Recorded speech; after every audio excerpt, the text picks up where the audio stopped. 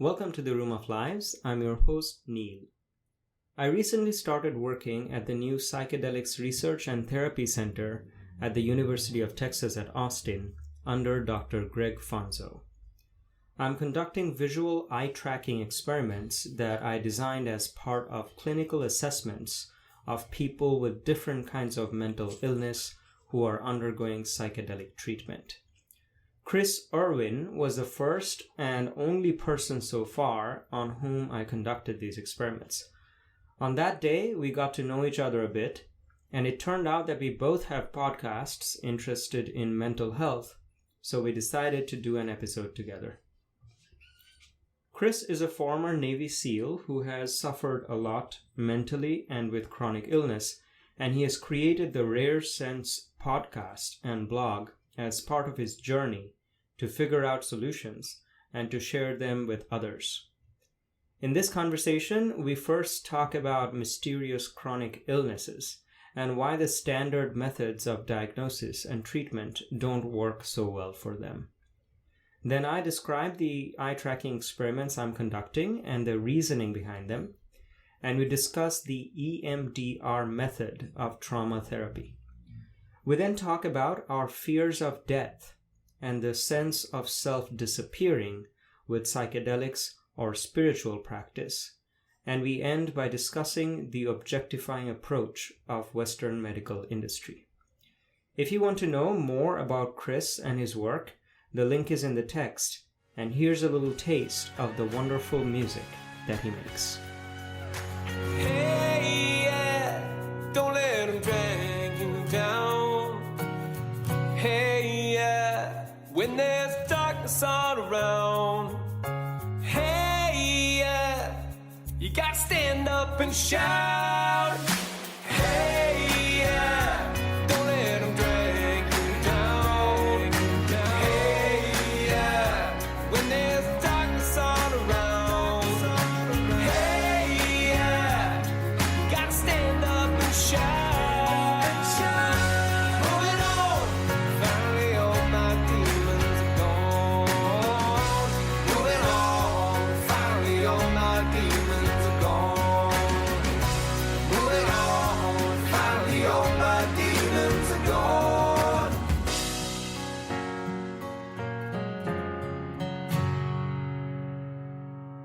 So normally, I was setting this up as if it was my podcast. So Yeah, I know. I was thinking about the same thing. That's just what I've gotten used to, is just like, asking questions, setting everything up. So I was like, oh, we're going to be butting heads a little bit about, because Right.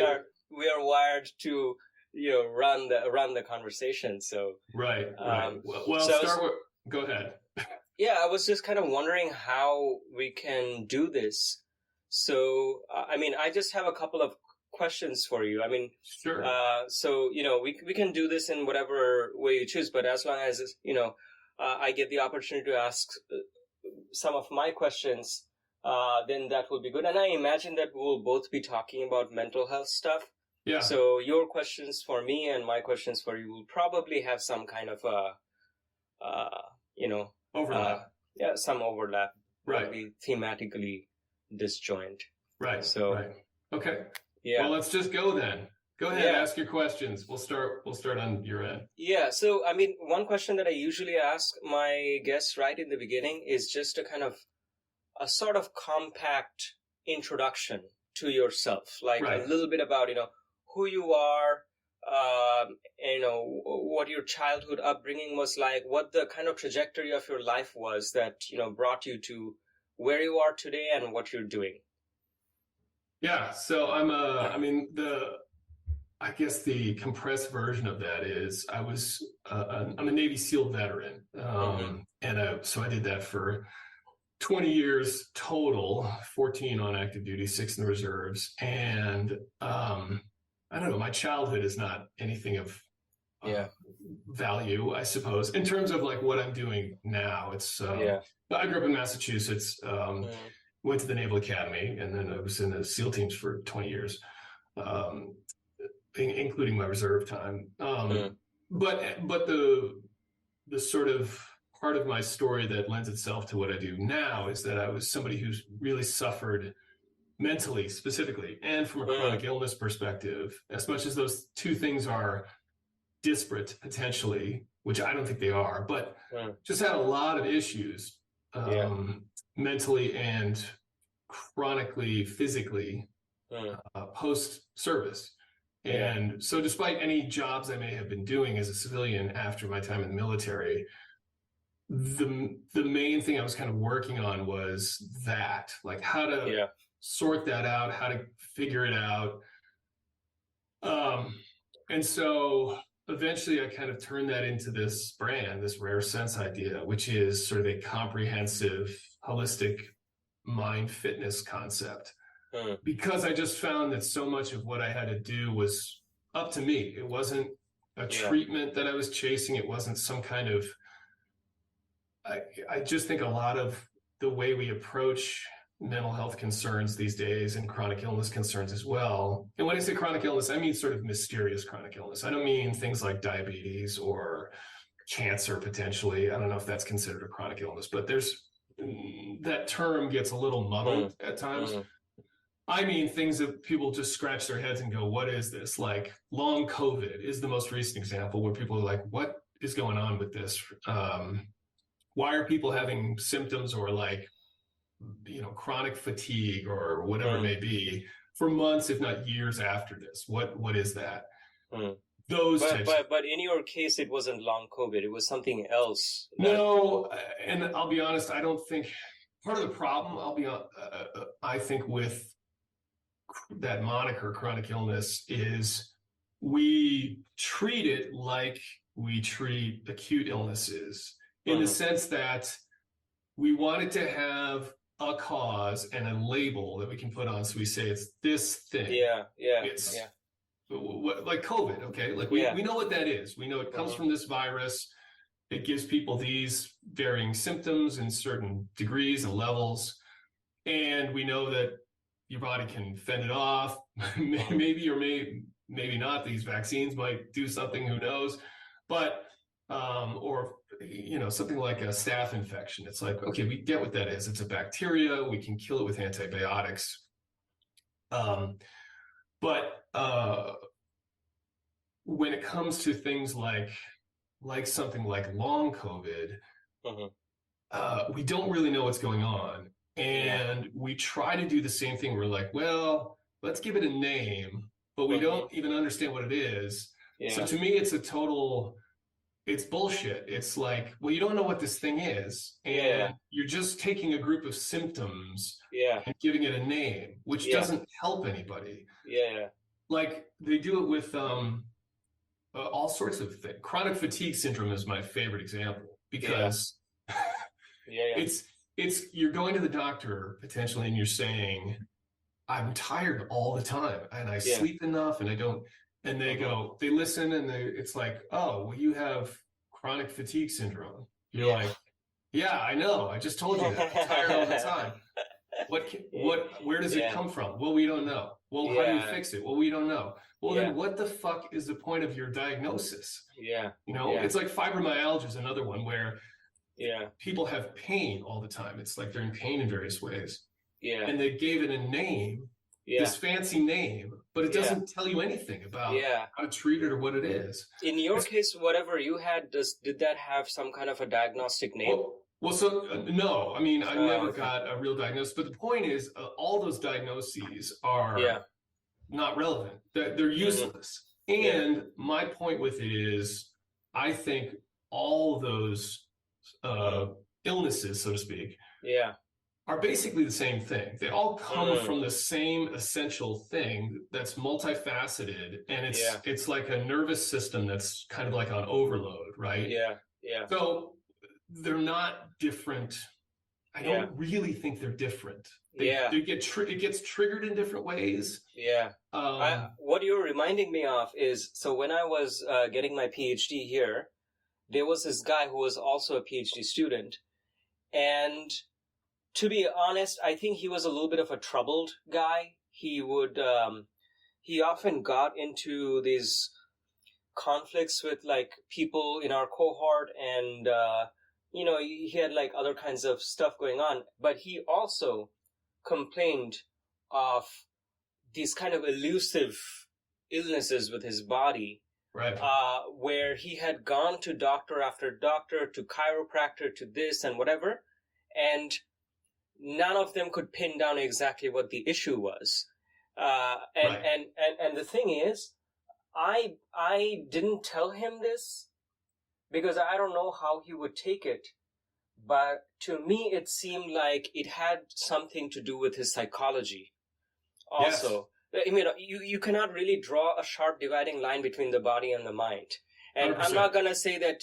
I mean, the reason I didn't want to tell him this, because a lot of the time people think that you're kind of ridiculing or dismissing what they're experiencing as, oh, it's just all in your head or imagination. That is not what I meant. It was like, this is probably something that's happening at the interface of your body and mind, to the point where if you're just not at peace, and it can make itself manifest itself at any level between your body and your mind. Sometimes it can be just in the mind, and sometimes it can be just in the body. Sometimes it can be somewhat in the interface. Right. And if you try to go and look for it in any specific part of the body, you're not maybe going to find it. And then the treatment, if you eventually get it, might be in a surprising place that you didn't think to look. Yeah. So there's yeah. a bunch of points there. So one is, again, the flawed thinking, the flawed assumption behind all of that usually is they can't figure out the cause. That's always, it's like, what's the cause? There is no the cause. There's a lot of causes. It's multiple things. And so you have to get out of this mindset of looking for this one thing that we're going to fix, and then that's going to solve all your problems. Not the case. Right. Multiple things. The second thing is you used a great word there, interface. And that's exactly right. So what is the interface between your mind and your body? I mentioned it earlier. Yeah. Like, what is it? What is the interface? No. That's a real question. I know. I'm trying to answer that. I feel like it's more like a kind of term that I used. If you really ask me to answer that question.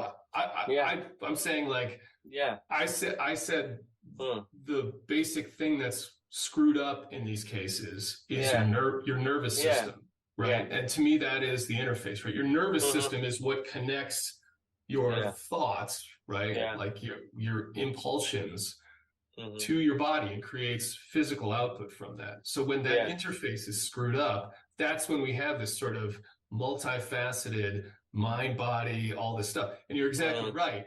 The whole point is so much of that goes back to what you're doing with your mind to impact your nervous system, to then in turn impact the way your body feels. And that was the sort of big aha for me with my own stuff, was I had to really work on the input I was giving my nervous system. What do you mean by the input?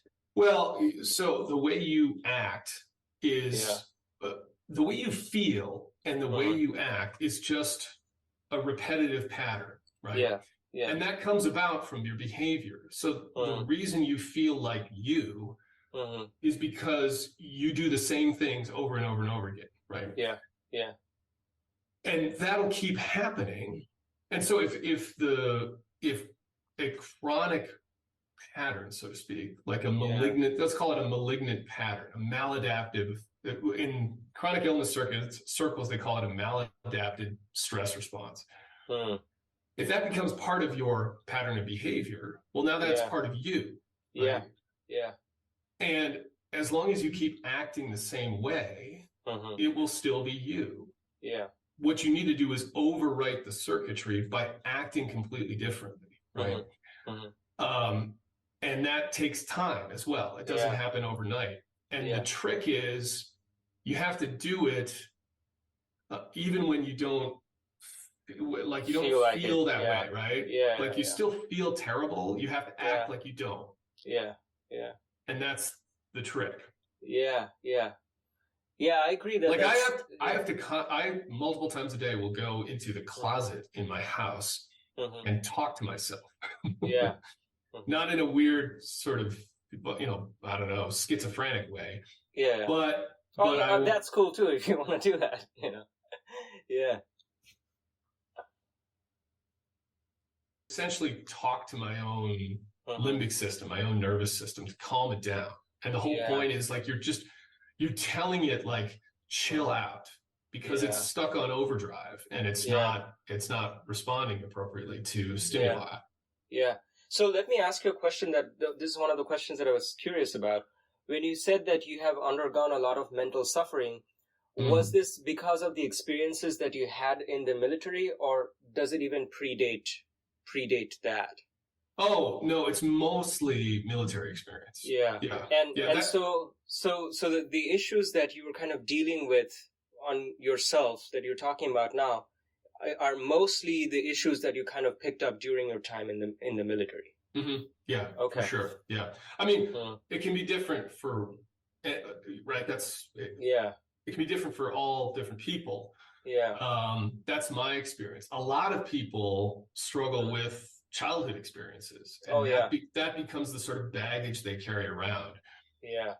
And then a lot of people are both. Like there's a lot of, I found this out later in life that many people veterans who are suffering from some kind of mental anguish, be it PTSD or whatever you want to label it as, is a combination of their childhood experiences and their time in the military. Actually, it's kind of interesting. So the first person that I ever interviewed who's kind of from like a similar background, his name was Ian Benoist, and he was a Black Hawk helicopter pilot in Operation Just Cause in 1989.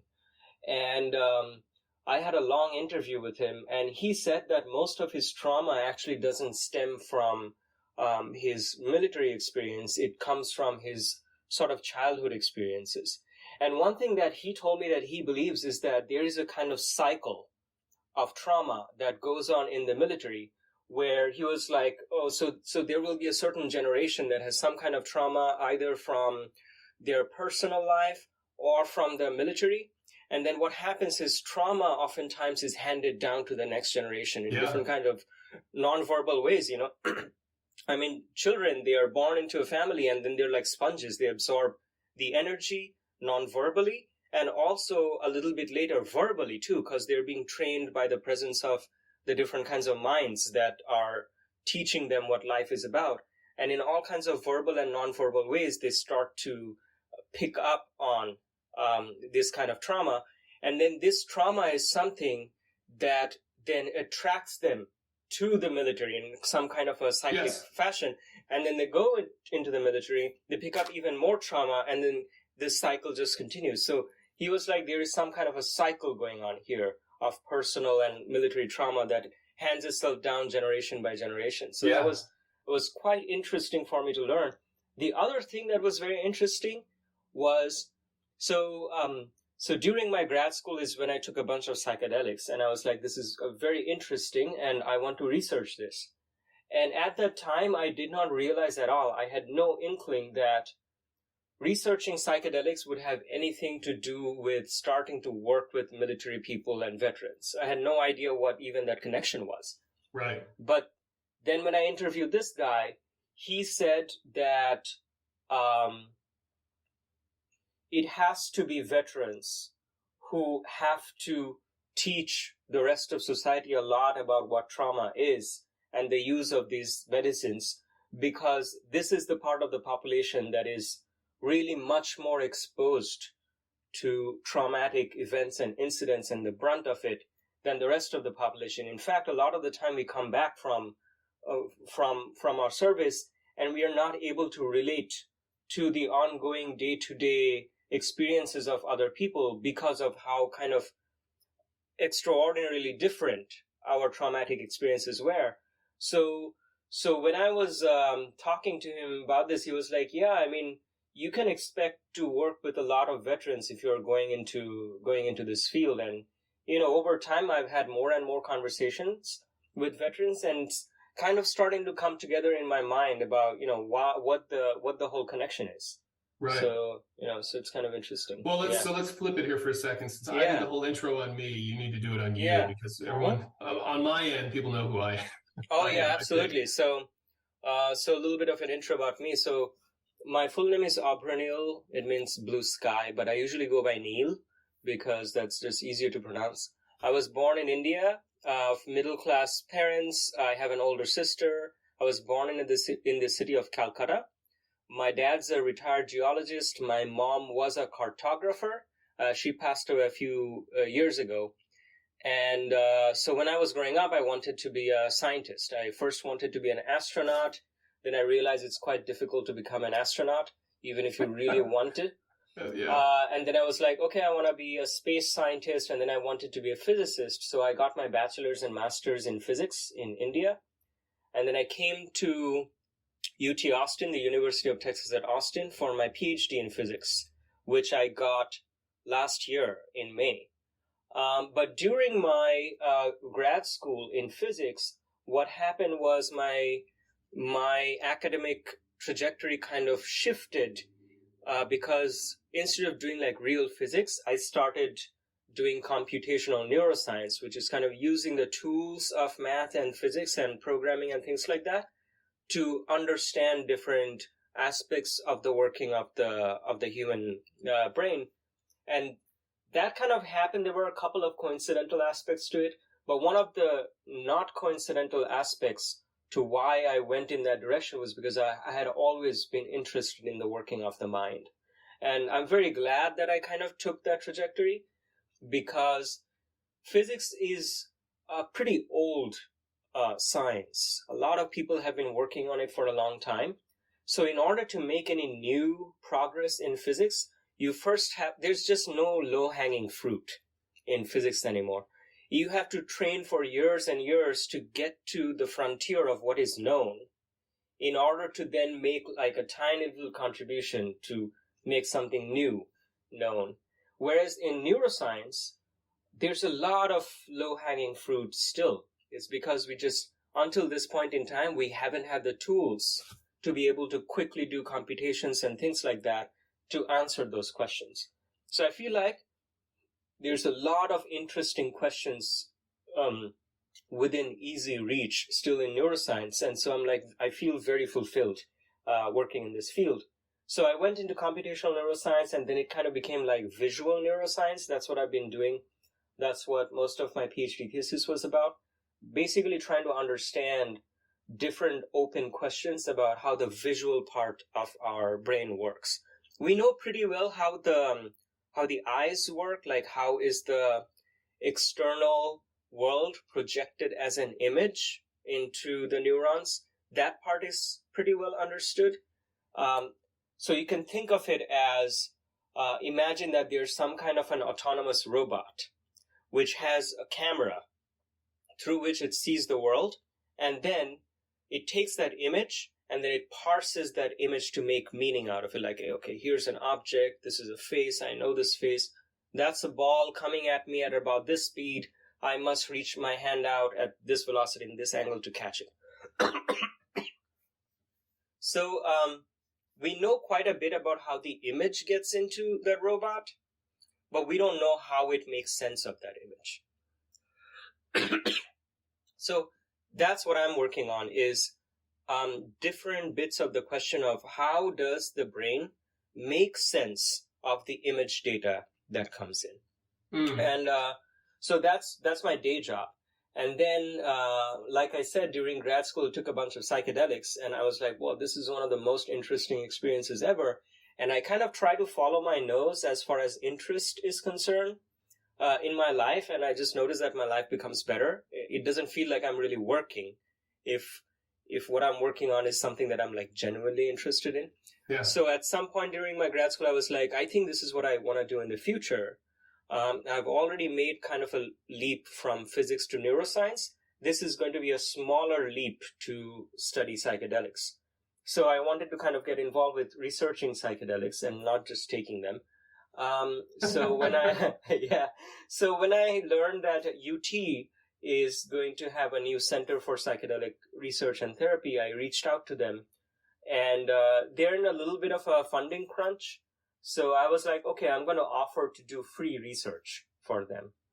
So that's how this whole thing kind of started. So Greg Fonzo is the professor who is kind of the head of UT's research, psychedelics research and therapy center. And in the beginning, I was expecting to just do some number crunching for them. So they're going to be collecting all the data, and I'm just going to help with the analysis. That's what my proposal was. And he said, well, you're coming from a vision science background. Why don't you design some of your own experiments in addition to what we have, and you analyze that data, so it's going to be a little part of our project that you just, you take command of that whole part on your own. And I was like, that's really interesting. I have that's a lot of independence, like independent experiment design that I've never done before, but it's challenging, but it's like a creative challenge. So I was like, yeah, I'm down for it. So I like taught myself a lot of what eye tracking and things like that can tell us about cognition. And I kind of like set up the experiment sort of on the nick of time. You were my first subject. And even the this day, is how we met. yeah, even the day before, I was kind of scrambling to put together parts of that experiment. So I still don't know what the quality of the data is going to be, but I sure as hell have already learned a lot. Yeah. And yeah. Well, so let's talk about that. This is how you and I Yeah. met, was part of this kind of research study. And yeah, I was just fascinated by what you were doing with so can you talk about that experiment? I'm assuming you can sort of divulge the details, but the eye tracking, and you were telling me about how that potentially can correlate to things like depression. I think it was depression specifically, right? Yeah. So the first thing that I should say is that this is a pretty young science and it's still kind of developing. For example, these kinds of high fidelity eye tracking systems didn't even used to exist more than a couple of decades ago. Mm-hmm. So, and it's, so I come from a quantitative background. In the beginning, I was in physics, where a lot of the times you don't even do experiments. You just sit down with pen and paper and you work out a physics problem exactly with math. And there's no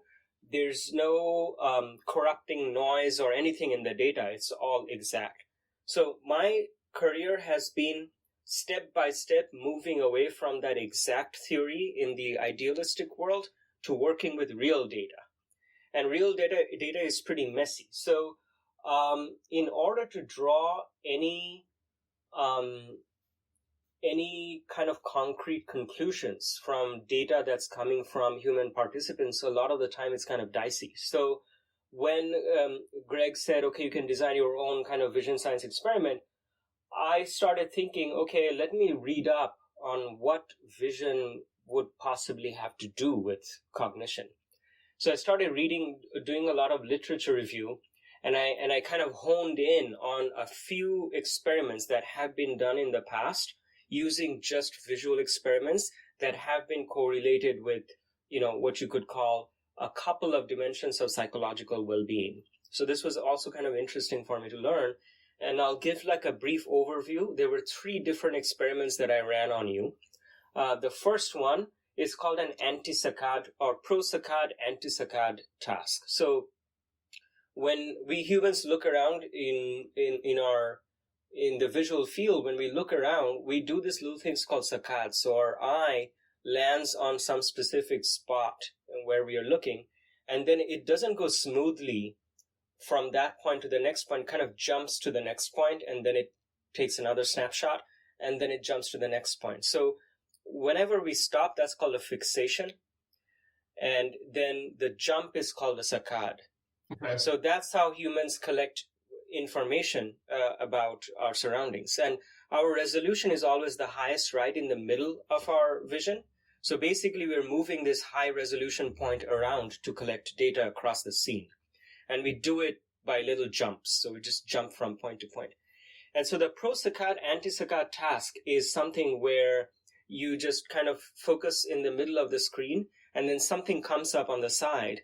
And you are asked, depending on the color of the thing that comes up, you are either expected to go and look at that thing or go in the opposite direction. Now, going and looking at the thing that has popped up is the most naturally hardwired thing for us to do. Whereas moving our eyes in the opposite direction is kind of counterintuitive. We are biologically wired to look in the direction of whatever has popped up. So what has been shown in the literature in the previous experiments is that people with major depressive disorder are slower at both of these tasks compared to the average healthy human. So whether you're looking at the thing that has popped up or looking in the opposite direction, you're going to be slower. But looking in the opposite direction, you're especially slower. And it has been kind of explained. So you're kind of slow at everything when you're depressed. So that is just a general explanation for why you're slow at both of these tasks. But why you're especially slow at looking in the opposite direction has kind of been explained as a failure of our internal regulation mechanisms. So we are not just our lizard brains. So there is a certain kind of default reaction that might come up within us when something happens in the external world. And a lot of the time, that default reaction might not be the wisest thing for us to do. So we have more recently developed parts of our mind that, a lot of animals don't have, which suppress the default reaction and say, we're not going to do that. We're going to do this opposite thing. So that's something that's actually very healthy for us. And if we have strong self-regulation mechanisms, that usually is a sign of kind of like a healthy psychology, that you're not completely at the will of whatever natural impulses come up every second. So the anti-saccade task is a test of that how quickly and efficiently are you able to regulate yourself and suppress yourself from doing the natural, the automatic impulse. Okay, got it. Yep. So it has been shown that people with depression especially suck at this kind of self-regulation, and they are much more likely to go and erroneously look in the direction of the thing that has popped up, even though they have been told to look in the opposite direction, or they keep themselves fixated on the middle point for longer, and they're like, okay, no, let's not go in that direction, we have to go in the other direction, and they take longer to make their saccade in the opposite direction. And there have been correlations shown between people who are worse at this task, and these people also tend to have greater suicidal ideation. And I've had a couple of conversations with people who have suicidal ideation, and these are they take the form often of intrusive thoughts. So they're kind of going about their day, or, they're depressed, and then the suicidal thoughts start kind of pressing in on them. And it's like they don't have too much control over regulating this suicidal ideation. So it kind of stands to reason that a simple experiment like this visual experiment, where they're failing to regulate their natural impulses, these people would also be the ones that are kind of more susceptible to this kind of more negative impulses that the mind comes up with. Right. So that was the first experiment. Sorry. No, I just want to, a couple things on that experiment, which I was asking you when we were in Texas together.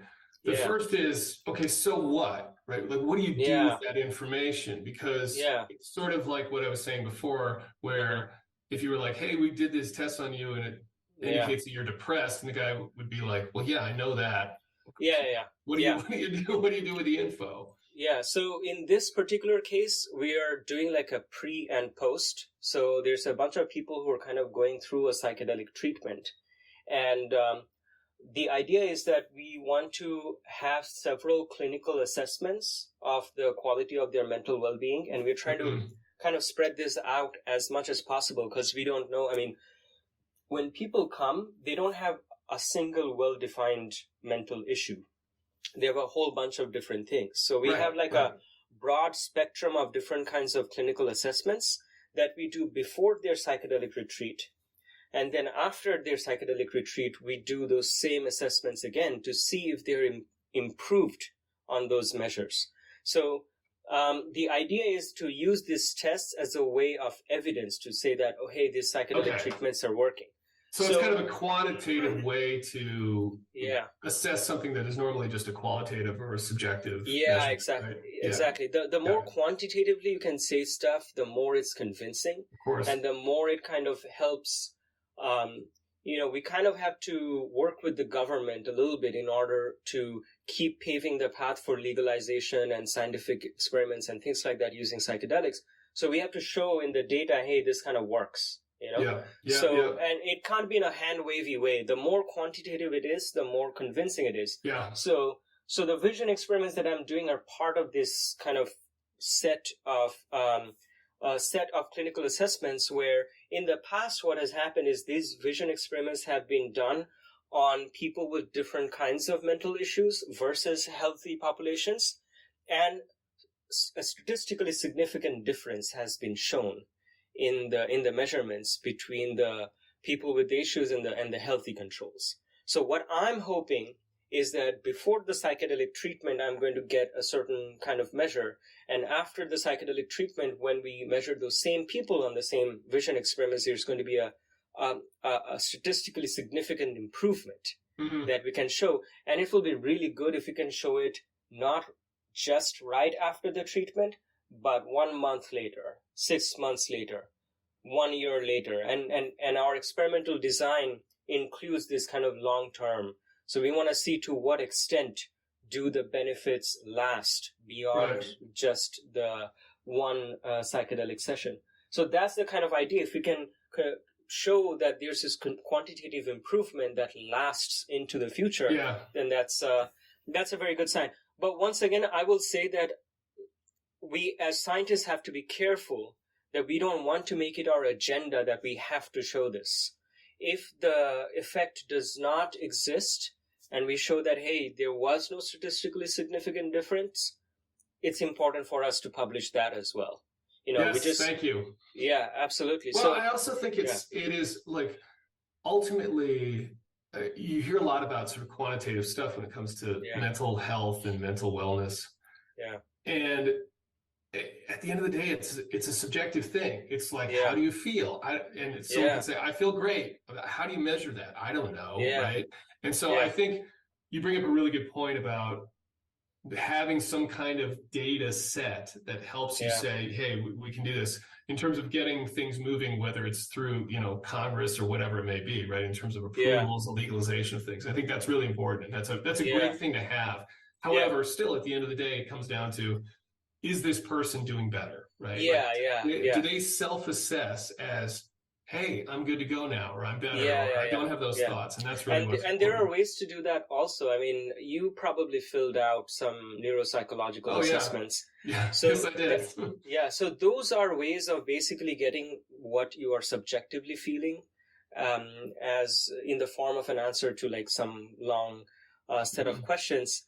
But at the end of the day, we have to, in order for us to be kind of effective in conveying the effect kind of succinctly, we have to compress it down to some numbers. That's just what quickly. So we have this questionnaire, and there's some way of translating the answers to the subjective questions into some kind of an overall number of how good is this person feeling.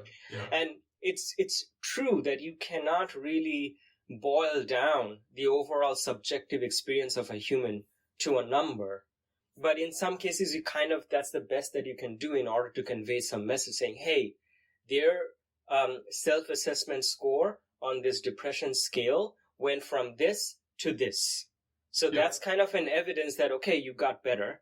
Now you can go in and ask the person subjectively how you're feeling, but that number still carries a strong message that, okay, there's something here. I would say it's still subjective though, right? It's still...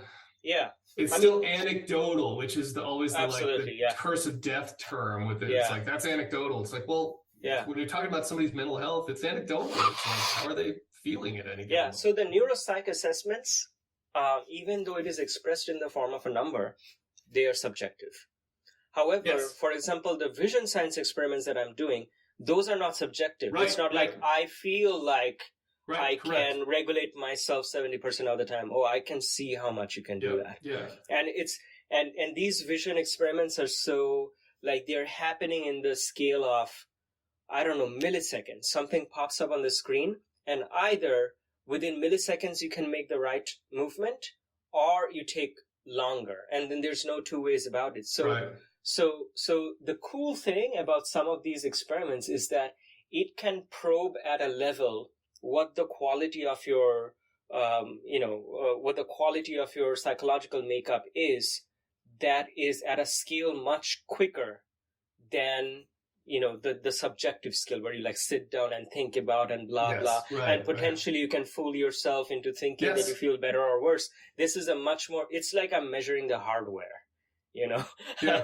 So so it's kind of cool. Yeah, and the other questions I had about this were, is there a way to sort of reverse engineer it, right? And we talked about EMDR, and one of the things that people don't know EMDR is you sort of hold these paddles, they're vibrating, you get these tones in your ears, and then sometimes it's lights as well that go back and forth that you track with your eyes, that you then work with a therapist who is taking you through a traumatic memory and sort of retelling the story, so to speak. Yeah.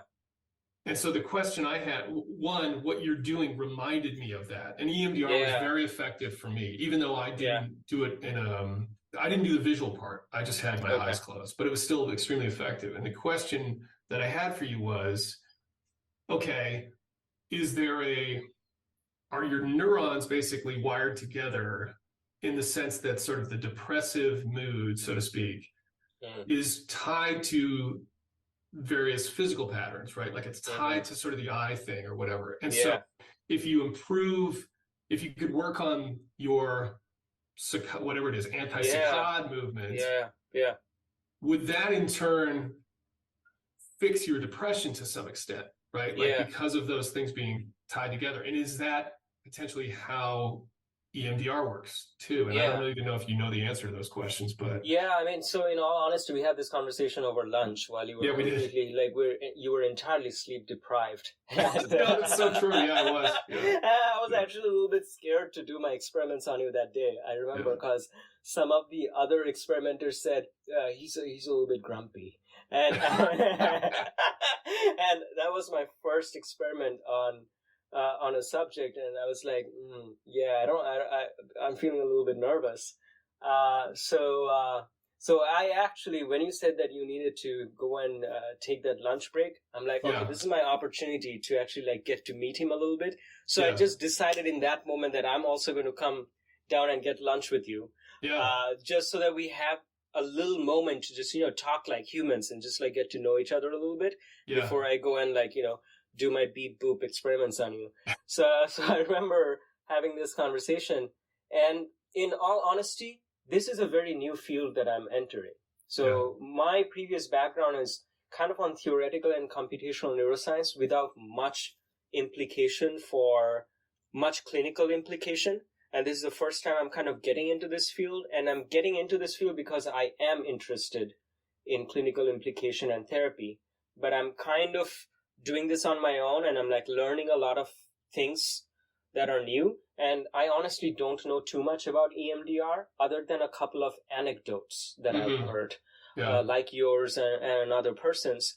But I have heard of this idea before. So to answer your questions, right away, I don't know of any way off the top of my head that my vision science assessment experiments could somehow be reverse engineered as some kind of a clinical procedure to make things better. So I don't know off the top of my head how that can work. In order to understand how it can work that way, I first have to learn how does something like EMDR work. Right. Like, and I have very limited understanding of that. I don't really know very well, but I have heard multiple times, and these are kind of maybe disconnected, but there's some kind of a common theme, is that a certain psychological state is often connected to a certain pattern of behavior. Yeah.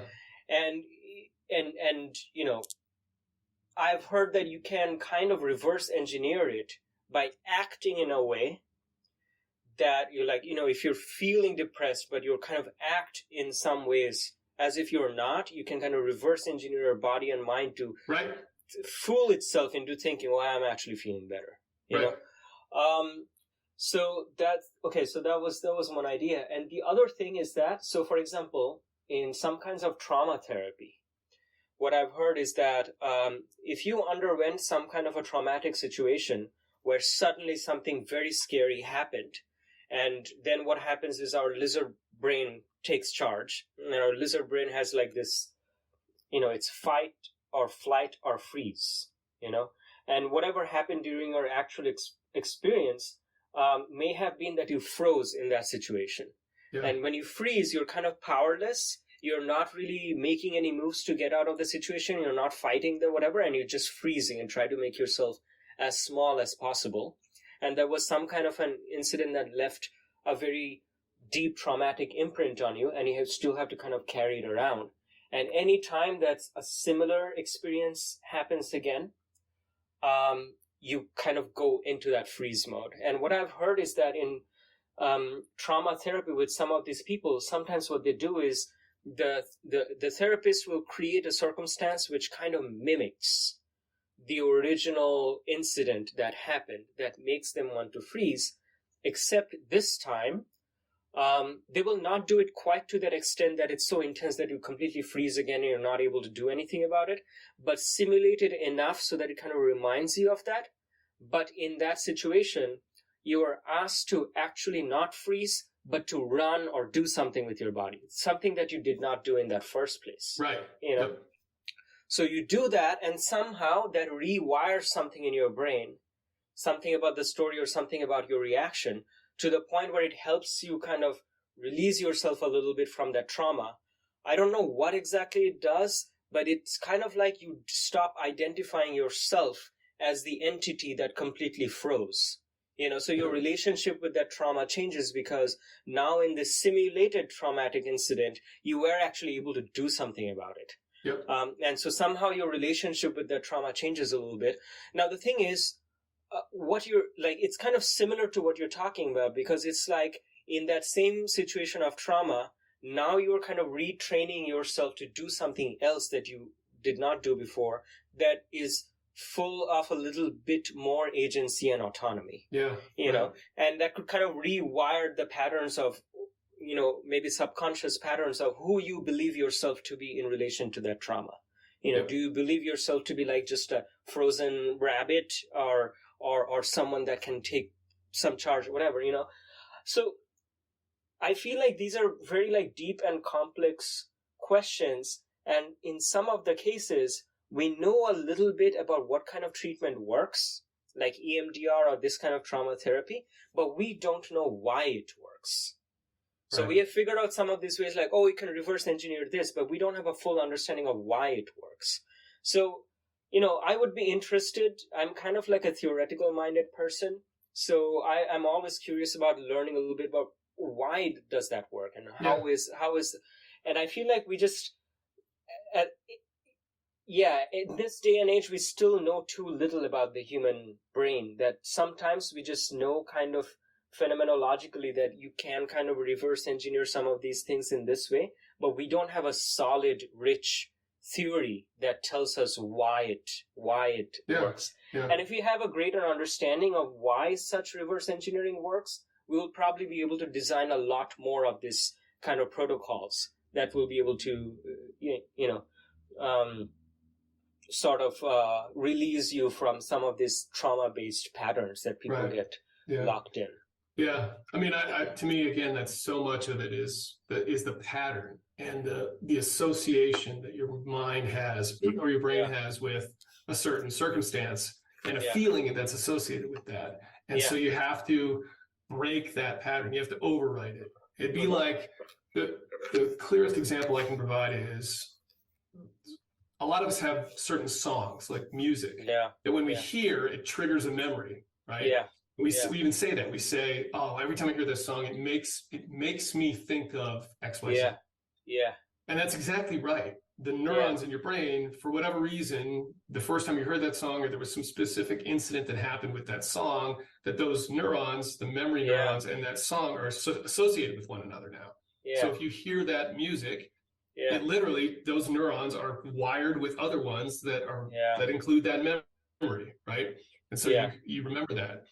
So the only way to change that, like let's say that memory is not a good one, would be to consciously listen to that music and associate it with something different, to the point where it broke that connection, right? Yeah.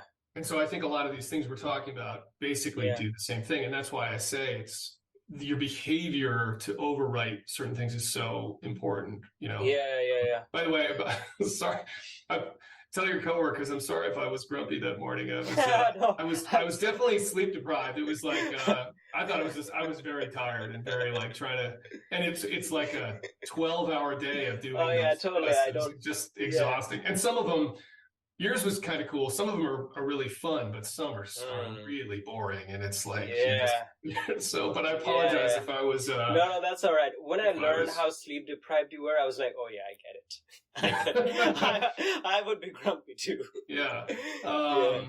Anyway, Yeah. so talk about your the other experiments we did, right? And like the Yeah. other things we're doing So, there. so before I go into the other experiments, I was a little bit curious. You don't have to answer this, but I personally am very interested in EMDR. Yeah. So, I mean, I don't know if you are comfortable with sharing a little bit more about, you said EMDR was extremely effective for you. It was. So if you could share a little bit more about, I don't know how much you're comfortable with talking about what the nature of the trauma was, like without going into details, and in what way, subjectively at least. You told me a little bit about it when we were talking about over lunch, is that it's not like anything about the traumatic situation changed, but you had, after the EMDR, you had a different relationship to it, right. to where you were no longer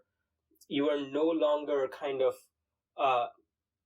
sort of imprisoned by the same narrative Yes. surrounding that trauma. You could now have a new narrative that relates you in a new way to that trauma and say, that was me, that is what I believed about myself regarding that trauma, and this is what I believe now. Yep. So if you Correct. could tell me a little bit more about that, I'm like personally very curious. Yeah. So again, I need to look it up actually, because I talk about EMDR enough where I don't know how it works. And to your point, maybe we don't know how it works exactly. Yeah. But I think the basic concept, just for anybody who is not familiar with this. And here's the other thing, I would need to look up what EMDR stands for, but whatever it stands for. Mm-hmm. It's this practice where you hold these kind of paddles in your hands that vibrate back and forth, kind of on like a metronome, sort of bzz, bzz, bzz. And then that corresponds to, you wear headphones, that corresponds to tones that are going back and forth in your ears. And then sometimes they've got this sort of array of lights in front of you as well, where your eyes track the exact same thing back and forth. Okay. The guy I did it with doesn't do the eye part. I think he found that it didn't really matter. Mm-hmm. But you use it with a traumatic memory. In my case, it was sort of a personal failure, basically, that I had really stewed on, a professional failure that really ate me up. And I just felt sort of shame and regret and guilt. And I just would think about it all the time, over and over and over again. This was my PTSD. Yeah. Which I think, we sort of, PTSD to me, there's a lot of factors to it. But to me, the core element of it is a memory that really bothers us, right? That's what it is. Yeah. And so you have to ask yourself, why does this memory bother me so much? It's a memory, just like any other memory you might have. Anyway, so with that treatment, the therapist sort of says, okay, well, what are you telling yourself about this memory, right? Like, what's this? And you said the word narrative. That's exactly right. What's the narrative you've built around this? And then you sort of go with that, and then you just sort of see where your mind goes, and he'll check in with you and say, where are you now? Where are you now? And it's a meditative practice in a lot of ways. You're paying attention to this where your mind tracks. Yeah. With this memory as sort of the starting point. And then he'll take you back to it, and he'll say, all right, or she will say, what do you want to tell yourself about this? Yeah. What is the story you would prefer to tell? Which sounds weird, but it's like, okay, well, let me tell a different story. And so you do that, and then you see what goes.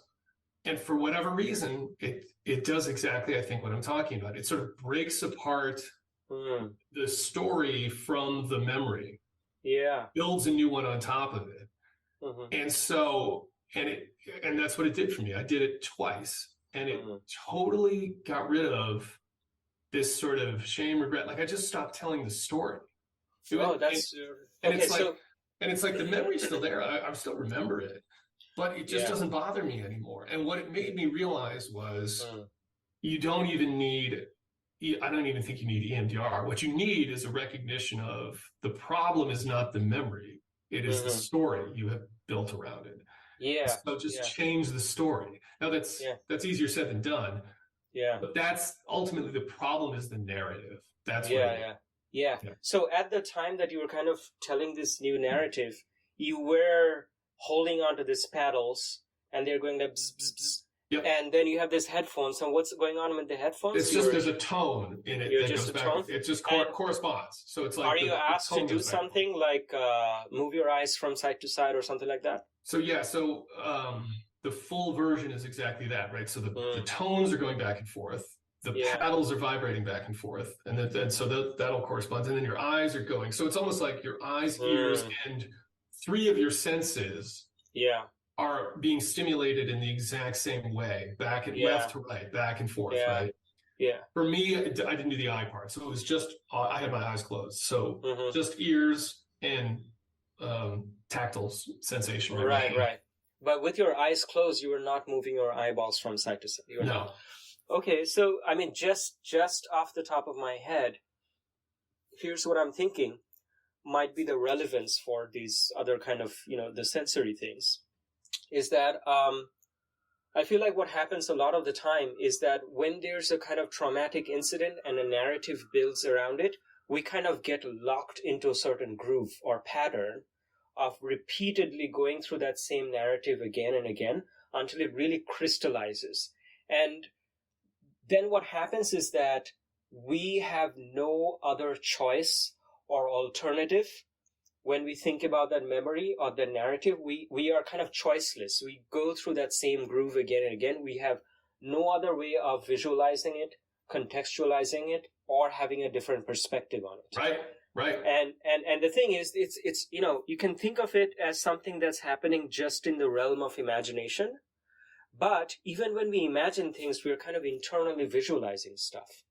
And so the thing is, when you're at the same time that you're being asked to restructure that narrative, you're physically moving your internal sensations, like there's like this. Your brain has this like sensory part to it, and it's kind of jolting you back and forth. Yeah. So in some way, that jolting back and forth could unlock you at a kind of like a neural level from being locked onto some fixed pattern. Yep. Like there is the narrative level where you're restructuring because you're telling a different story.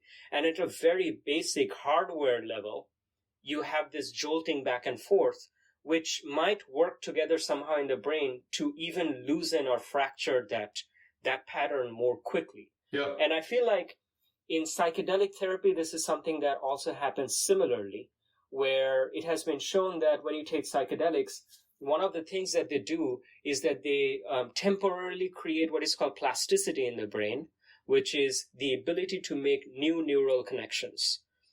So if there's some kind of a story that you've been kind of locked in, what happens is that when you remember anything about that story, there's a very well-worn path of neural firings and associations that goes on, and just go into that same cycle again and again.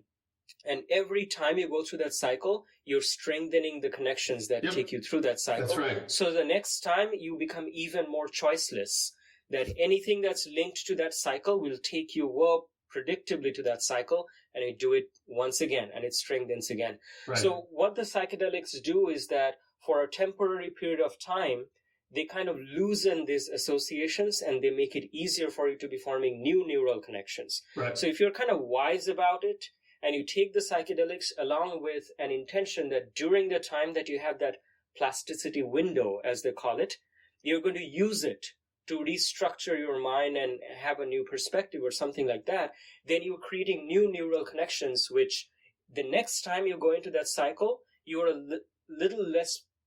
it's going to be a little less probable that you'll go through that same cycle again because you've created some new pathways. Right. So in the same way that the psychedelics are doing it, it could be that this kind of jolting using the sensory mechanisms in EMDR is kind of doing the same thing at the same time that you're kind of coaxing yourself to create new pathways. So it could be like a non-psychedelic way of doing the same thing. Yeah, I wonder if, you sort of mentioned the lizard brain and right, our brains are sort of like three brains built on top of one another, right? It's not sort of like and so you've got the sort of monkey brain, whatever it is, lizard brain, monkey brain, and then sort of this prefrontal cortex, or whatever it is on top of that.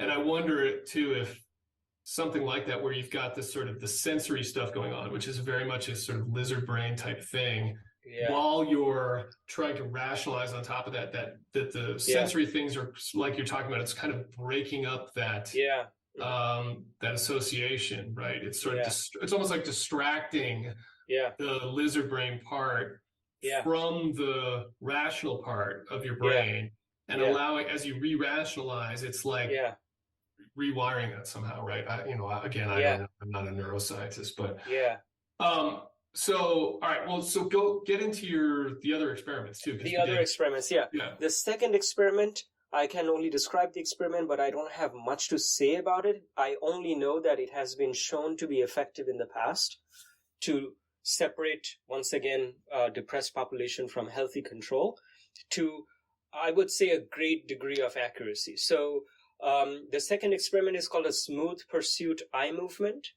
And in it, what happens is there's a dot that traces some kind of a smooth trajectory on the screen. It moves around the screen, and you're instructed to just keep your eye on the dot. And it has been shown that people with major depressive disorder, when they are following this dot around, they have some characteristics of their eye movement that can be measured and shown to be different from the eye movement characteristics of healthy people. Once again, the theoretical foundation for why this is the case is not very well developed, but people have kind of shown that this is something that can be used with some measure of reliability to separate out people with depression from healthy people. Now, one thing that I should say is that it's a little bit tricky for me to be designing these experiments and hoping to get anything meaningful out of them, because the people who come into these studies, they don't have, like I said, they don't have a single diagnosis like you have depression. They have a lot of different things. They could have trauma, they could have social anxiety, they could have depression, they could have other kinds of things. So the literature that I've studied proposes and has evaluated some of these experiments only in the context of one diagnosis.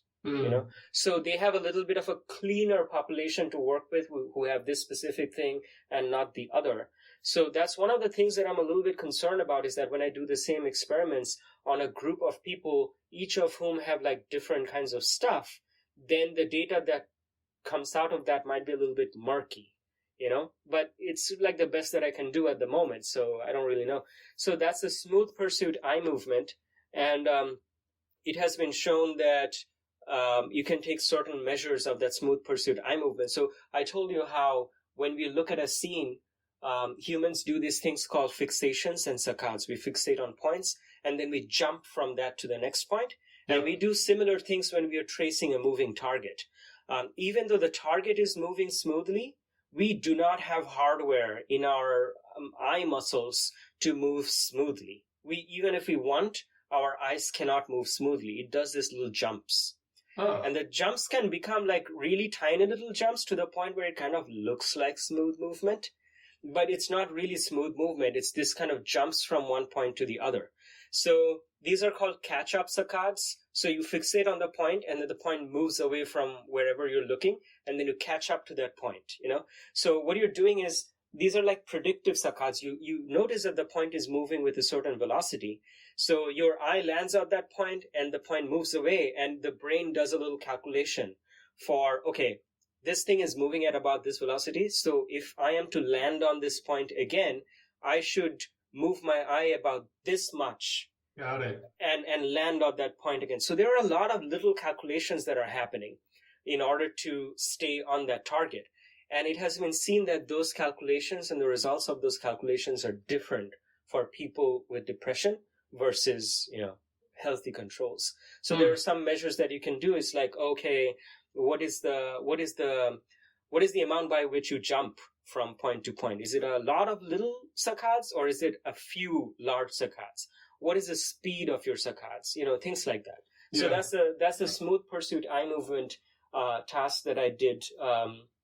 We should explain to people too the way this was set up. So my face sort of locked into this a chin rest. Yeah, this sort of right. So my chin is in there, and so my face doesn't move. And then you did some sort of calibration with the computer, right? And so then the computer is sort of tracking where only my eyes are allowed to move, and so exactly. So you're sitting at a desk with your head kind of resting on this chin rest so that your head is not moving too much. That would make the tracking harder. And then there's a screen on the other side of the desk that shows you these images. And right underneath that screen is an infrared emitter and camera. So we are using something called the iLink 1000, which is designed by this Canadian company that, every vision scientist who does eye tracking swears by it. It's very expensive. It's $20,000. I was able to loan it from some other professor in the department who has not been using it. But left to myself, I would have no way of designing an eye tracking experiment and getting someone to buy a $20,000 worth of equipment. So it's got this infrared emitter. It's basically shines a beam of infrared light off your eyes, and then there's a lens that takes a picture of, so it makes like an infrared image of your face, and within that is the eye. And this eye tracking equipment comes with its own computer, which is designed from scratch by this eye tracking hardware company, so that it only has the minimal amount of hardware and software needed to run the eye tracking stuff in real time and nothing else, because you need very fast computation in order to, it actually samples the way that your eye is moving up to a rate of 2,000 times a second. So if it was like a regular computer running this as software on top of that, it would not be able to do it at that speed. So it takes a picture of your eye, and it has got some real-time software there to detect where your pupil is. So it takes a picture of your eye and it kind of detects where your pupil is. And the other thing that it detects is the infrared lamp that kind of shines on your eyes. You're not able to really see it because it's infrared. But after it bounces off your eye and reaches the camera, there is a particular point of your eye where it makes, it's called a corneal reflection. So it gets the picture of your eye, but then it also gets this very bright spot, which is like the whole thing just kind of bounced off your eye, and then it just hits the camera where the brightness is the highest. So it gets this like kind of bright spot, and using this bright spot, it can kind of reverse calculate and figure out where that infrared emitter was relative to your eye. And using this, a bunch of like math, it can kind of figure out where on the screen you're looking. Mm-hmm. So there's some kind of math that they have baked into the software, which can in real time figure out where you're looking on the screen based on tracking your pupil and this thing called the corneal reflection. Yep. So right in the beginning of the experiment, we do this calibration where you're shown a bunch of dots on the screen, and then you look around, and the software sees where you're looking or where the pupil and the corneal reflection are, corresponding to each of the dots that it presents on the screen. And using this, it can make a map of where to tell you are looking based on the image of your eye. So this calibration is kind of important in the beginning. And then after that calibration, you just do the experiment, and it records in real time your eye tracking data. And then it just stores it as a file, and later on, I'm just going to get my hands on that file and do all kinds of analysis. Right. So talk about the third experiment, which was imagery. So the third experiment is kind of interesting. So the third experiment is where it's called free viewing, and in free viewing, you basically have screen after screen of images coming up, and you're not given any specific task. The instruction is just watch these screens like you would watch TV. So what can we get from something like that? Well, in a free viewing task, the interesting thing is you are not told what your task is, but you kind of make up your task on your own, and depending on the nature of your psychology, what you're going to decide to do and what you're going to decide to look at is going to be different. So in the past, what has been shown is that people with depression, let's say, when you have this free viewing task on on each of these screens, I was showing, I think, 1, 2, 3, 4, 5, 6, 7, 8, 9 images. Yeah. Yep. 9 images. And these images come from something called the IAPS, or the International Affective Picture System. This is a database of images that was kind of designed by psychologists in, I believe, maybe in the 1980s or something like that. They're older images. You can tell that they're older, right? They're kind of grainy. Yeah. So this is a database of images that was kind of curated by psychologists. And the way that this image database was designed was that they would be able to elicit a variety of emotions in the subject who's viewing these images. So there are 3 measures associated with these images. The first one is called valence, which is just whether you would feel good when you look at the image or feel bad, like positive or negative, An example of an image with positive valence would be a picture of cute puppies, Right. And then there's like negative valence images, and the worst of these kinds would be, there were some that you looked at are like grisly, like gruesome accidents, Right. Yep. Like pictures of like body parts and things like that, things that you just don't want to look at, normally. Right. So there's the valence aspect. So there are some pictures in this database that are positive valence, negative valence, and neutral, like, whatever. And then there's arousal. Arousal is basically the level of interestingness. And you could have images that are like not very interesting at all, like, for example, the picture of an empty room with just a chair, not very interesting. And then there would be something that's like very interesting. And usually the very interesting images are either interestingly good or interestingly bad. So the images with high interest are usually strong positive valence or negative valence. So either strongly positive images or strongly negative images. And the third one is called dominance, which is a little bit hard to explain and not very relevant in this context, but it has to do with when you look at this image, do you feel like you are in control or the image is in control or something like that, I think that's more effective in like addiction research and things like that.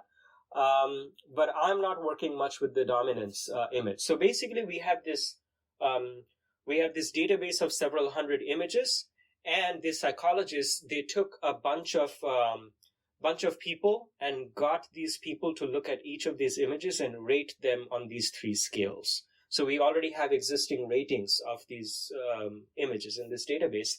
And what I was trying to do in this experiment was, in each screen that comes up, I will have 9 images, and these 9 images I've tried to select them such that each of those 9 images have roughly the same level of interestingness, but they vary in their positive versus negative.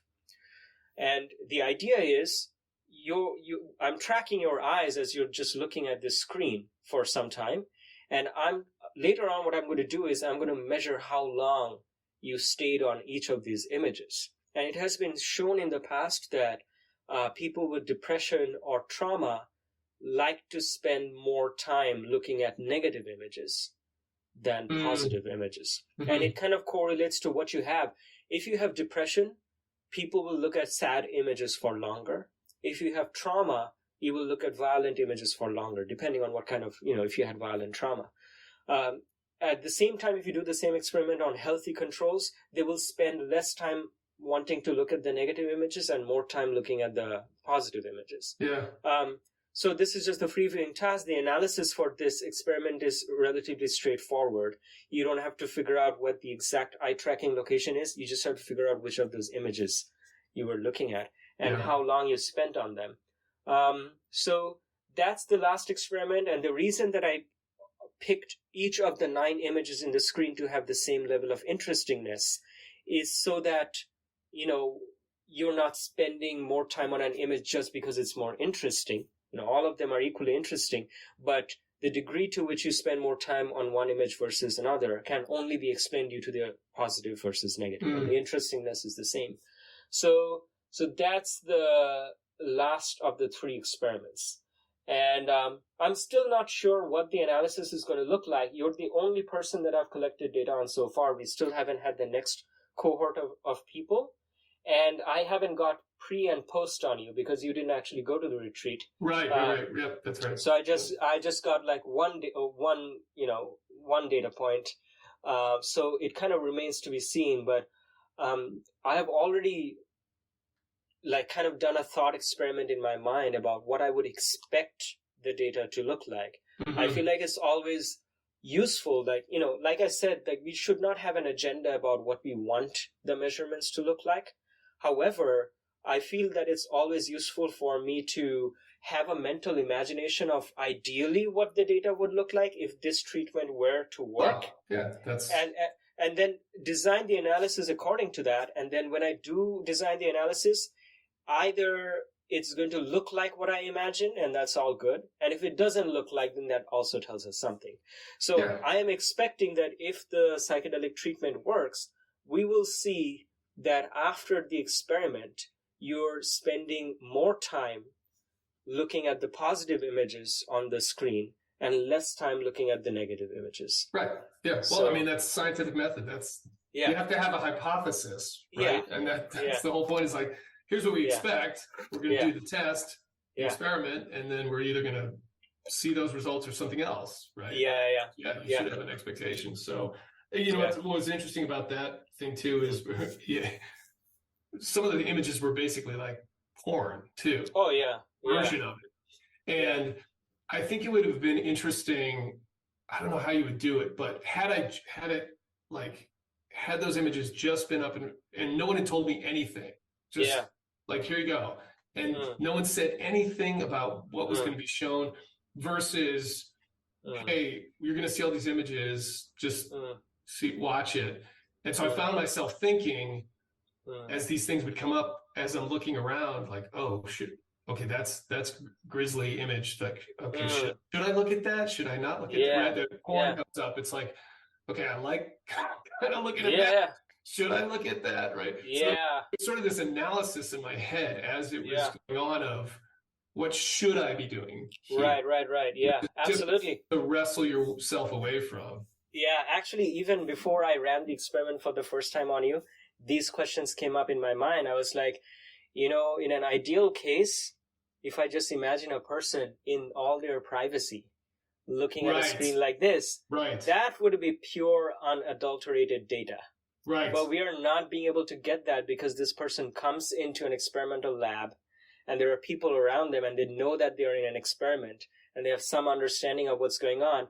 And then there's another person in the fucking room as you're, and then there's this porn that comes and you're feeling self-conscious.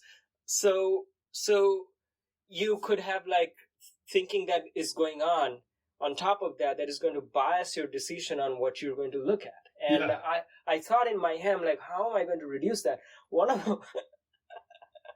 I was like, I better not be sitting behind them as they're looking at these images. That's at least one thing that I can do. So that's why I was sitting in front of you. Yeah. And, but that's still not, it still kind of contaminates the data because, one of the things that did, because you kept looking at me. Right. I said that too. So occasionally I would notice my eyes would dart off and look at you off the screen. And so, it's tricky because even in a darkened room with the screen, there's still other things around it that you can see absolutely. And that can attract your vision. So I would say these are all challenges and like I said, as I have gone from like theoretical physics to doing more and more of these like real life experiments, I've realized how many more challenges there are in this field in even collecting, good quality data. There are all of these challenges that come up. But even through these challenges in the past, they have done these experiments, and despite all of this kind of contamination effects and all kinds of noise effects, they have still ended up being able to make measurements that are what we call statistically significant. So the hope for me is that at least I would be able to reach that level of statistical significance. Right. Well, at least I think that factor is controlled for in the sense that everyone's still getting the same experiment, right? So everyone there probably has that same level of self-consciousness. And you would have the same level of self-consciousness as you came in to do the experiment before your treatment and after. Yes. So if there was some effect due to that, it would kind of cancel out, right. From both. But, it doesn't always work that way.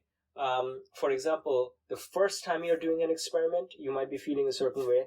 But when you come back to do the experiment again, the second time you could be feeling a different way because you've already done this experiment before. And there's like a little bit of a memory effect, you saw a certain image and it was like, man, that's gruesome. And you remember that. So the next time you see that image, you're not coming at it with like a clean slate like you did the first time. And you might either decide to look at it for longer because the first time you found it kind of interesting, or you're like, oh my God, that's that image again. I don't want to look at it at all. Yeah. So there's a kind of memory effect, and there are all these challenges. And, science is challenging, and part of it is that I kind of enjoy thinking about all these challenges and how can you, make things better? These are all like real questions to think about and no easy solution to them. Yeah. Well, even all those tests that I did, they're, as far as I know, they were all the same tests the second time around. So even having not done any treatment in between them, I would assume that on most of them I would still be better because I'd done the test before. Whereas the first time I was like, well, I don't know exactly what this is. Whereas the second time around, especially some of the cognitive stuff, it was like, well, I remember that from the first time. I will say that there was one thing that I know I did worse on, but I attribute that to I was just so tired that I was like, there's a cognitive decline here because I'm just exhausted. So I got to wrap this up here in a few, but the other thing I just wanted to ask was, because if you're interested in psychedelics, and you talked at the beginning here about this, the vision, right? And that, the robot taking imagery in that. Yeah. And the first time I did any type of psychedelic treatment, it was ketamine, and I did that in a clinical setting. So it was it was in the US, it's legal. It was in a doctor's office, basically, with an eye shade and a therapist. And that was the only time, because of the dose I ended up doing, where I experienced this kind of ego dissolution, where the vantage point of consciousness disappeared. Now, and even though eye shades were down, I could still see things, right? Yeah. But that idea of it emanating from somewhere went away. Yeah. And I just wonder, sort of getting to that point of, I spent all the time, from what I remember, in that state, thinking about that and trying to reconcile it of what is awareness when there is no vantage point? Yeah. Because I felt it. Yeah. But it made no sense to me. Yeah. And I just wonder about that with vision, right? It's like, because of our senses, our vision, the hearing, all of that, and because most of that is located on our head, we feel like we're in our head. Absolutely, yeah. Right? But we feel like we're behind our eyes. Yes, we feel like we're behind our eyes, right? Yeah. And that's, I think, mainly because of the sensory information. Like, even if your brain was located in your stomach, you would still feel like you're in your head. Yeah. Because your ears are up there. So the question becomes, like, if you lose all that, I guess what I'm getting to here is, how does that work, especially in light of if you have a psychedelic experience where that kind of goes away? Yeah. What's changing there that's making that possible, right? And then what does that say about the sort of seat of consciousness? That's a really deep question, I realize, but you know. Yeah, so I think that's really interesting. So this is not necessarily in a psychedelic context, but I would say that like on a personal note, from a very young age, I feel like I was really mystified by the question of who am I? And what is the self? And at some point, I encountered this idea. You might call it a philosophy, although it's not exactly a philosophy. It's like a kind of school of mostly Eastern spiritual thought, although it has appeared in with slight variations across the entire world, even like in Western spiritual traditions. And it's called non-duality. I don't know if you've ever heard of it. Ever heard of it? Yeah. Yeah. So the idea of non-duality is that, yes, as humans, we always implicitly carry around a sense of self. Like there is something that is in my body, that's me, and it's behind my eyes. And it's looking at the world, and it's kind of like a homunculus. It's like something that is kind of inside my brain and like running my body and making decisions, has responsibility for the consequences of those decisions, has free will and choice, and navigating itself through life using these decisions and taking responsibility in order to get to where I need to get, you know? And there is a certain place that I need to get that I haven't reached yet, and this is not it. I need to get there. So there's a constant like seeking energy, and the seeking energy is like, oh, this is me and I need to get somewhere. And the idea of non-duality is that that's an illusion. It's kind of complex to kind of talk about, like, okay, who is this illusion happening to if there is nobody? Right. You know, but the thing is, that question only comes from a perspective that is totally embedded in thinking that there has to be someone that it happens to. You know, so the thing that does not make sense is that if you're completely embedded in that perspective that there is a me and everything's happening to me, then it becomes completely confused if for some time the me disappeared, you know? Right. And then when the me comes back, it's like, that does not make sense to me, you know? Yeah. So it's like kind of tricky to talk about, but this is, you know, I mean, there has been a lot of, you know, thinking about this and spiritual practices surrounding the self, completely aside from psychedelics. And there are traditions of meditation where, you know, completely without any psychedelics, you can go into like deep meditation states where the same thing happens. The self disappears. Right. And psychedelics in some ways are just a way to like a kind of shortcut to get to that point. And while that state can freak out some people, because the ego is something that is constantly on a mission to establish and perpetuate itself. So depending on how strong your ego is, under a psychedelic state of consciousness, if the ego starts to dissolve or the vantage point starts to dissolve, it can be like a nightmare. You could freak out. And most often what the ego says is, I'm dying. What have you done? You're dying, you know, because it really literally is like the ego is dying at that moment, you know. But on the other hand, it's kind of like a state that is like really prized in a lot of spiritual paths and practices, where a lot of the meditation that people are doing is geared towards trying to kind of reach that state where the self dissolves. And psychedelics can be like a shortcut to it. But if you're not really prepared or not really willing to have that kind of no self experience, it can be the opposite thing. It can be like one of the worst things ever. So I personally grew up with like a gripping fear of death. And, you know, a fear of death is kind of, I would say, sort of synonymous with like being really strongly identified with the ego. So a couple of times when I had that ego dissolution experience, it was not fun. But then over time, I feel like my relationship with death and ego dissolution completely changed to where it became more of like a state that I would like to be in, you know, where the ego kind of dissolves. And so I've had several different no self experiences. And I don't know what more to say about it, but I would say that over time, these experiences have made me much, much less afraid of my own death. And the less afraid I become of my own death, the more alive I become to life, you know? So it's like, it's kind of like, I mean, not to get too poetic here, but I feel like if we go around with this gripping fear of death, it's like I have this thing called life and I have to protect it at all costs. Yep. You know, but where did that life come from? Like, was it ever ours to begin with? So I feel like without a fear of death, it's kind of like living life with a constant, maybe not necessarily a conscious awareness, but a sort of subconscious acknowledgement that, I mean, this is just life and it's happening, and I don't need to grip onto any of this for it to be happening. It's just kind of happening on its own.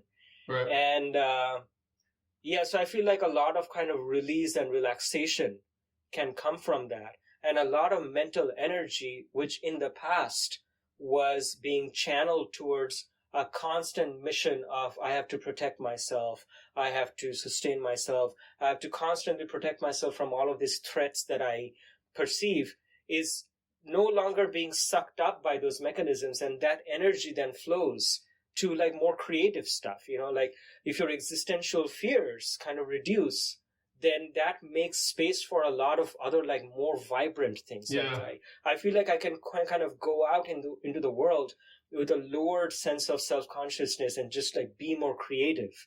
And in a way, it kind of lets me be much more like vibrant and engaged with life in a way that I'm like not really afraid of life anymore either. Yeah. You know, so I don't know. I mean, you asked a question about something and went off on like a whole No. other I tangent. thought that was great. Yeah. It's interesting. I grew up with that same sort of gripping fear of death. Like, Yeah. I can remember I used to have these sort of panic moments where I would fixate on the fact that I was going to die at some Oh point. yeah, me too. And I would freak out. Like I would literally like kick and punch and stuff like that as a kid. Yeah. And a lot of times it would happen when I was sort of falling asleep or I was lying in bed and just sort of left to ruminate on my own. Yeah. And so I had that same thing. I think everything you said is so accurate, and it's so it's so applicable to people that, like, when you find yourself in a state of, like I did, of constant anxiety, to your point, you can't, that feeling of anxiety is there when you are really threatened with death. Yeah. There's a real threat to keep you alive. Yeah. But it shouldn't be there the rest of the time. Oh yeah. Otherwise you can't live. And I think that's so important. And again, I think what I found so interesting about that experience, I've only experienced it once, that real ego dissolution, but I still wasn't able to make sense of it. It was, I just couldn't, from what I remember, I kept asking the same question over and over in my head, which is, again, what is awareness without a vantage point, without a place that it's emanating from? Like, how are you, how is something aware when there's no location of the awareness? That was like the weirdest thing. And I just spent however long that was, and it seemed like it was a really long time. But it probably wasn't. It was probably 30 minutes or something. I spent that entire time just sort of like fixated on that. I mean, but I'll tell you this, you know, the reason that I think it doesn't make sense to think of awareness without a vantage point is because pretty much all our life that we at least remember, once we grew old enough to have like verbal memories, we have had a vantage point. Right. So that's why it doesn't make sense, because like 99.9% of our waking memory, we have had a vantage point. So it doesn't make sense to think of awareness without a vantage point. The question of the self keeps coming again and again. Like, it doesn't make sense to me. You know, what is the me that it has to make sense? However, just in an alternate reality, if you imagine that 99.9% of the waking life you had spent in awareness without a vantage point, and then you took some kind of drug in a doctor's office where for 30 minutes you had a vantage point, it would not make sense. That would not make sense. So there's no logical reason that it should not make sense, other than the fact that logic is made up a lot of the times by the self that's constantly there. So the thing that doesn't make sense is to the self that has, you know, is just kind of online all the time and trying to make sense of the world. So the thing is, the no self state doesn't need to make sense to the self. Yep. in order to be valid.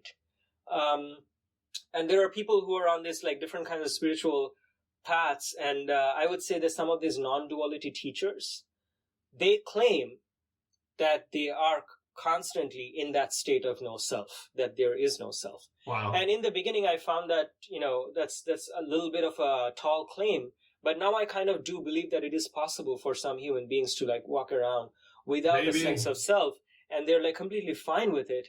And you can, if you want, connect this to some neuroscience. And there have been studies that show that the sense of self that is constantly projecting itself on the world has to do with the activity of what is called the default mode network, Yep. and also called the resting state network, which is a cluster of locations around the brain that are constantly engaging, sort of ruminating and thinking about the past and the future and positing itself in the context of the world. And in some altered states, such as in deep states of meditation or in psychedelic states, the default mode network is not that active anymore. So you could just say that the sense of self is kind of created by the activity of this default mode network. Right, yep. And when you reduce the activity of the default mode network, you still can go around perfectly functional as a human being, but without a vantage point. Right. And it doesn't seem to impede any of your behavior. Yeah, and the other thing, what you said made me think of is I'm sort of the same way you are, I think, which is I feel like I have a very strong sense of ego, right? Yeah. Like in terms of sense of self. And the way I figured that out was through psychedelics, where it takes a lot to knock me off of it. Whereas, I was in this ceremony with 24 people. We all took the same amount of mushrooms, of psilocybin, and everyone else was having an experience. It did nothing to me. I just sat there, and I had to take more. Like I had to take a ton to get the effect. And I think I think what's interesting about that too is even what we're talking about, that idea of sense of self or ego versus no sense of self or no location is potentially not a binary thing. Where it's not a yes, no. It is a spectrum where some people, right, they're like way over to the left side of it, whereas other people are somewhere in the middle, or and because of that, maybe to some extent, I wonder if that makes you able to, if your default mode network is not so rooted in your own ego. What does that do exactly? Are those people that are more empathetic with others? Like I was just about to say that, it is probably correlated with things like empathy. Like people with very strong sense of ego, or like, for example, if you take like people who have narcissistic personality disorder and things like that, people with very strong main character personality. It's like for people like that, it's nearly impossible for them to imagine any other perspective than your own. I mean, even regular people who have a sense of self, they have some ability to imagine other perspectives. But if you're like really on that spectrum where your ego is so strong, it is quite difficult for you to even imagine another person's perspective. Well, that's called theory of mind, right? That concept is called theory of mind. And you're actually not able to do that, I think, until you're about like 3 or 4 years old or something. That's why like kids are always screaming about what they don't have a concept that there's other people that have their own wants and desires as well. And it's not until I think they're like 4 years old or something where they finally get that it's like, maybe what I want isn't the concern of everybody else on the planet at any given moment, right? Anyway, all right, man, I got to wrap this up. That's almost 2 hours here, but we'll figure out how to package this up. Since it didn't work on my end, we'll sort that out. No, that's fine. I mean, I can send you the video as well as the audio. The video is probably going to be like big, but when you save the recording, it also saves the audio. So I can also do the audio, and since we have the video as well, I was thinking, might not be a bad idea to also put the video on YouTube as part of the podcast? I don't know. It's kind of up to you. I usually do. Yeah. Yeah, you do. Right. Yeah. Okay, so I think that might be a little bit more engaging on that platform. By the way, the other thing that I wanted to say is that I was reading your blog articles since yesterday. Really good writing. Thank you. You know, it's pretty impactful. And well, first of all, really good writing. And the other thing is I appreciate how in some of those articles you were, kind of open and vulnerable about the kinds of things that you're going through. Yeah. I feel like there's nothing quite like being honest and open and vulnerable about your own experiences in order to open up a conversation about mental health. Yeah, thank you. I appreciate all of that. And that I know we spent most of the time actually it was mainly me interviewing you. I know we were talking about me a little bit there in the beginning, but I feel like that's one of what I've been trying to do is just be sort of open and vulnerable. I feel like there's a lot of people out there that impart wisdom or try to impart wisdom on others. Yeah. And a lot of times it comes from sort of one of two places, like the persona is similar. It's either people that basically say something to the effect of, I'm awesome and I've always had it all figured out. I'm gonna tell you how to figure it all out as well, and then you'll be awesome like me. Or it's the second bucket, which is I wasn't awesome. I was all screwed up, but then I figured it all out, and now I'm awesome and I've got it all figured out, and I'll tell you how to be awesome too. And I feel like, okay, some of that's probably true in both cases, but the reality is even those people, they're works in progress. And they're still working on it, and they still have to work on it, and they're not perfect, and they don't have it all figured out. And so I've always just tried to be someone who's like, all right, here's what I've learned, especially my own sort of mental health journey, but I'm also still a work in progress, and I'm just like any of you in that regard, and I'm no better. I just hope that some of the mistakes I've made and some of the rabbit holes I've gone down, I can sort of tell you what I learned in that process so that you don't have to, like, you can flatten the curve, right? Like, let's flatten the learning curve here and get there quicker, hopefully, right? Like, I've just tried to be a guinea pig of self-experimentation so that others can potentially not have to perform so long to get there, but so that's kind of cool. I feel very glad that you didn't remain just a subject in my experiment, but that we ended up connecting and had this conversation. Look, this all thankfully, because I was a little bit grumpy apparently that morning. And again, please apologize to those folks. No, that's all right. I was short with them. I can totally envision that, though. Like, again, my wife will have those days where I'm, and it's still some of this sort of chronic illness stuff creeps up because of that, right? And she'll be like, "Are you okay? Like, are you just having a bad day?" And I'm like, "Yeah, I'm just not."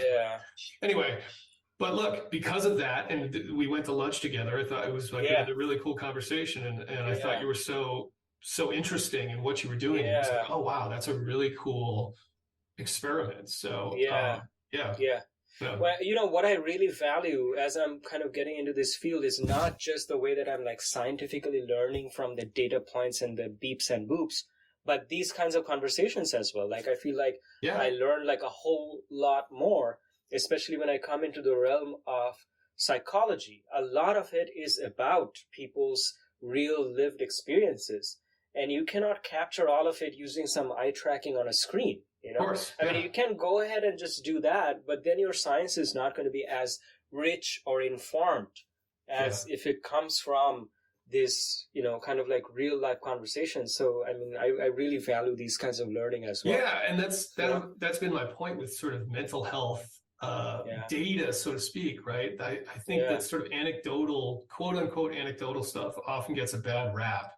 And I always go back to, well, how else do you measure it exactly? You're talking about somebody's subjective experience. It's not like a disease or a fever, let's say, right? This person's sick. They have a fever. They have 103 fever. We can measure that. Okay, we've given them some medicine. We measured again, back to normal. Right? Okay, very quantitative. Got it, right? It's not like that. It's like, how do you measure depression exactly? How do you measure anxiety exactly? It's just a feeling. It's just the way people self-report on any given day. And so it has to be qualitative, and it has to be anecdotal at some level. You know? Although all that being said, I think, like you said, I thought the point you made of like, well, if we can correlate it to something, and that supports the subjective experience. Okay, cool. Now we have some data that will help, especially if we're talking about regulatory things and we're talking about legal restrictions being removed. Okay, great. Like that makes a ton of sense to do that. Sure. But I'll end with one thing on this point is that I feel like particularly Western medicine, the Western medical industry, a lot of the times what it does is what you're talking about. The Western medical industry, the way that it deals with things is that a person presents themselves with some kind of an issue, and you're basically hurrying to put them in some kind of a category where it's like, you are this combination of things, and I have these things which are called pills, which will annihilate those things. Okay, now go home, And I feel like that's such a dead and alienating way of dealing with humans who have had such complex experiences. And the right medicine there is not to treat this person as an object and give them an object in response, but what is really calling out for attention is, this is my story. Is there going to be some listening? And sometimes what it really is looking for is a level of listening in the human interpersonal realm that cannot be substituted by a pill that you take out of the box. Right. And I feel and I feel like there has to be some reckoning of that, and you can't just simplify the problem by like, okay, a person walks into the door, put them in this box, and then give them the pill. I mean, some symptoms are going to be taken care of in the short term, but it's going to keep proliferating other problems and sprouting other kinds of branches because some of that human element was not listened to. Right. And that goes back to the original point I made about my own situation, which was, this was one of the big realizations for me, which took me a long time to figure out. And that is, it's exactly that. We're conditioned to be like, okay, there's something wrong with me. I need a diagnosis, and then I need a treatment against that diagnosis. And it wasn't the way to go about it at all. It was like, there's no one thing wrong with me. There's ways that I'm sort of like, my behavior's maladapted, but trying to come up with some sort of disease label that I've got to give this thing that therefore has this one specific treatment is just the wrong approach. It's an incorrect assumption. And I had to just go about it as like, okay, I've got a whole bunch of sort of patterns and ways that I'm operating that have maladapted, and they're not optimized. I need to work on myself optimizing those things, and not worry about some fucking name, and not worry about and the pharmaceutical thing isn't part. Now, that's not to say that a certain drug might not be part of the equation. It might be. And a treatment might be part of the equation, but it's just this like sole source, sole solution mentality is just not that, sort of allopathic mentality. So anyway, absolutely. Neil, great talking to you, man. This was fun. Absolutely. Good to see you. Good to see you too. Thanks for hanging out with Chris and me today in the Room of Lives. Take care. Until next time.